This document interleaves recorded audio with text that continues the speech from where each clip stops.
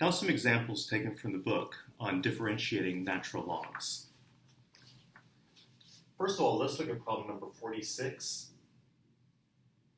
from page 321,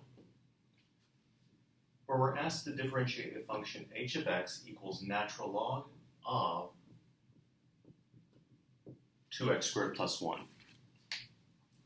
So notice that instead of simply having an x in here, I've got a function of x. So this is taking the place of u over in the rule. The derivative of log of u is u prime over u. So the derivative of this function is 1 over u. So I put the 2x squared plus 1 in the denominator.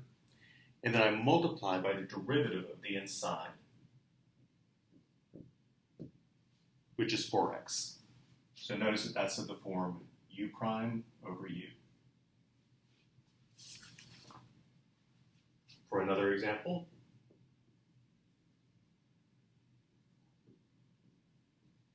if f of x is natural log of 3x, and I want to take the derivative, u is equal to 3x, that goes into the denominator, and then I multiply by the derivative of the inside, and the derivative of 3x is 3. And notice this simplifies a bit. 3 over 3x is the same as 1 over x.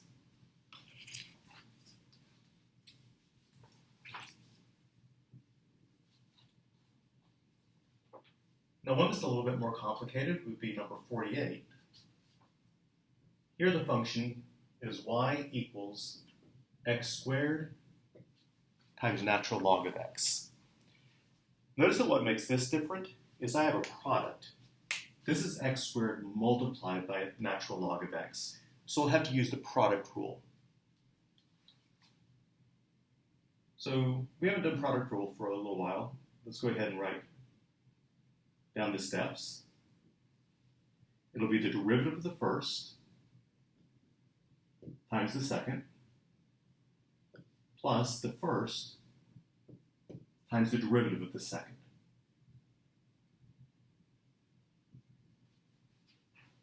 And now let's take the derivatives. The derivative of x squared is 2x. I bring down the log x, bring down the x squared, and the derivative of log of x is 1 over x. If you want to think about the chain rule, you may. I put the x in the denominator, and I put its derivative 1 in the numerator. And then notice I can simplify just a bit more by saying that x squared times 1 over x is x. So the answer is 2x log x plus x. That was an example using the product rule. Let's look at one that uses the quotient rule. Here, h of t is equal to natural log of t over t cubed plus 5. So here we'll need to use the quotient rule, low d high minus high d low, low squared below. But notice also that they've just changed the variable on us. Instead of using the letter x, we're using the variable t. So let's work through this.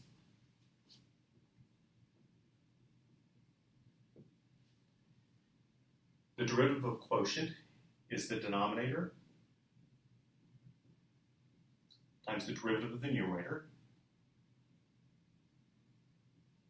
minus the numerator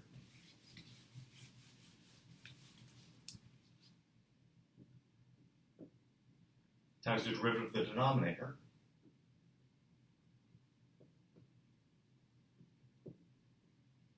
all over the denominator squared. So low d high minus high d low, low squared below. So let's take these two derivatives. The derivative with respect to t of log t is 1 over t minus log t times the derivative of t cubed plus 5, which is 3t squared. And then this is all over t cubed plus 5 squared. Now, if I want to simplify this a bit, I kind of don't like having a compound fraction with this 1 over t. So let's take a t and multiply it by the entire numerator and also times the denominator.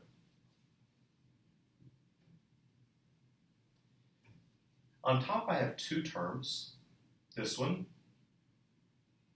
and this one, and this t needs to be distributed to each one. And when I distribute it to the first term, it cancels out 1 over t. But I also have to multiply it by the second term, where I'll be multiplying it into this 3t squared. So t times the first term is t cubed plus 5 minus the t times the 3t squared is 3t cubed times the log of t.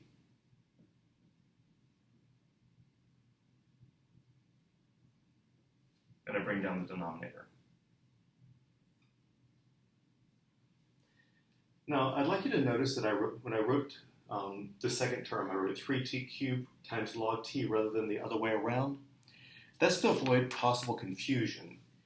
Sometimes if I write natural log of t times 3t cubed, the reader might be confused whether I mean this, natural log of t multiplied by 3t cubed, or whether I mean this, natural log of t times 3t cubed. This one would be natural log of 3t to the fourth. And these two guys are definitely not the same. So if I'm trying to communicate clearly to the reader, I'm either going, and I don't want this 3t cubed to be part of the natural log, I'll move it to the front to indicate that it's multiplied by a logarithm, not by the argument of the logarithm. Let's do one more example.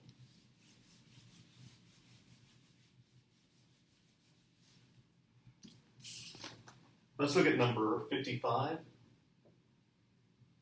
which is also a quotient rule problem. G of t equals natural log of t over t squared.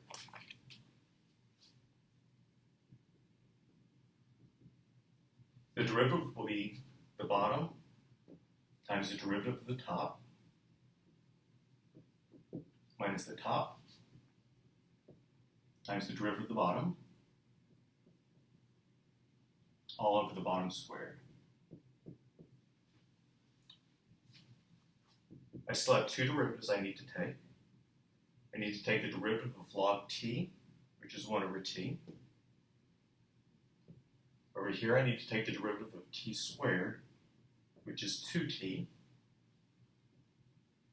all divided by t to the fourth. And then cleaning up a little, t squared times 1 over t would be t, minus, as I said a moment ago, I'm going to take this 2t and move it to the front of the natural log to show that it's not part of the argument. And then I can put that over t to the fourth. Now, one thing I see here is that there is a common factor of t that I could factor out of the numerator and cancel with the denominator. So let's do that as well. If I factor a t out of the numerator, I have 1 minus 2 log t over t to the fourth.